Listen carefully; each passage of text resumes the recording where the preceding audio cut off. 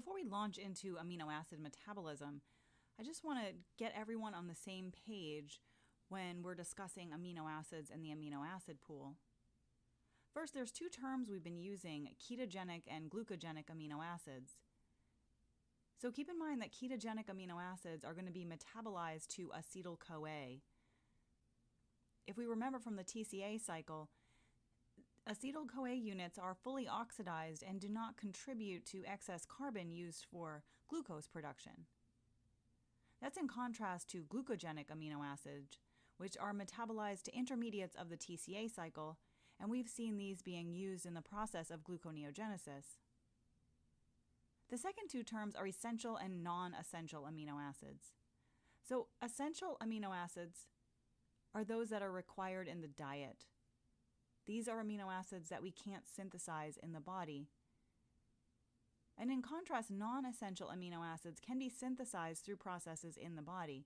And we'll see this in several cases when we look at amino acid metabolism. Let's also start by asking, what are the roles of amino acids in the body? And they play several key functions. We think of amino acids classically as being used for protein synthesis.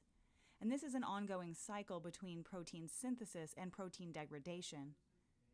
And if we remember from earlier discussions, this degradative process can be facilitated through a ubiquitin-mediated process, and that requires both ATP and the addition of a ubiquitin moiety, which targets the protein for degradation.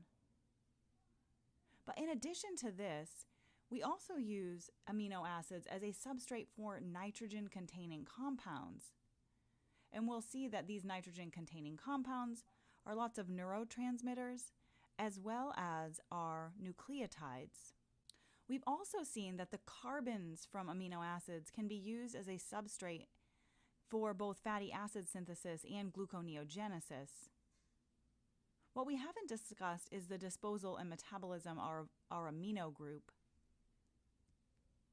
And that amino group is disposed of through the synthesis of urea in the urea cycle.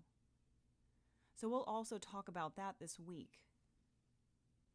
We'll also talk about tissue interactions in both the fed and fasted state. So we've seen how carbohydrates and lipids are taken up and oxidized, and now we'll look primarily at amino acids. So in the gut, as part of the digestive process, you have the majority of the amino acids going to the liver.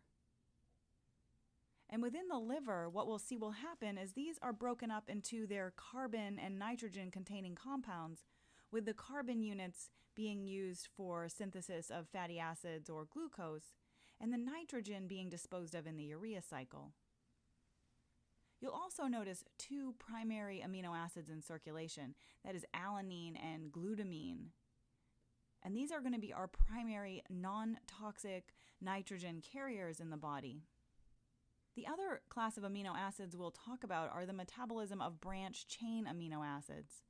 And you'll notice that the majority of branched chain amino acids are metabolized in the muscle.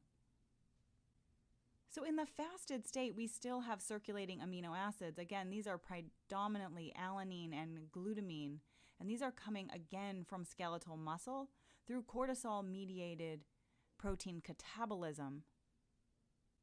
And for us, we'll focus predominantly on their role in entering the liver to be used in the production of glucose in gluconeogenesis.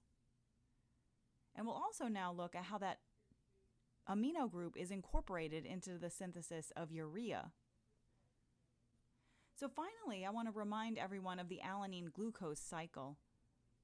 So we talked about this cycle briefly when we discussed the Cori cycle. Again, the Cori cycle is the shuttling of lactate to the liver to be used as a substrate for glucose production.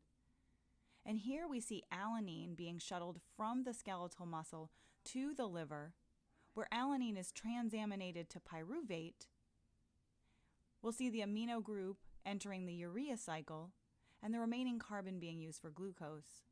And this cycle is used to transport nitrogen from the skeletal muscle to the liver and glucose back to the skeletal muscle as an oxidizable substrate. So I'll stop here and we'll look at the specific reactions related to nitrogen transport in the next discussion.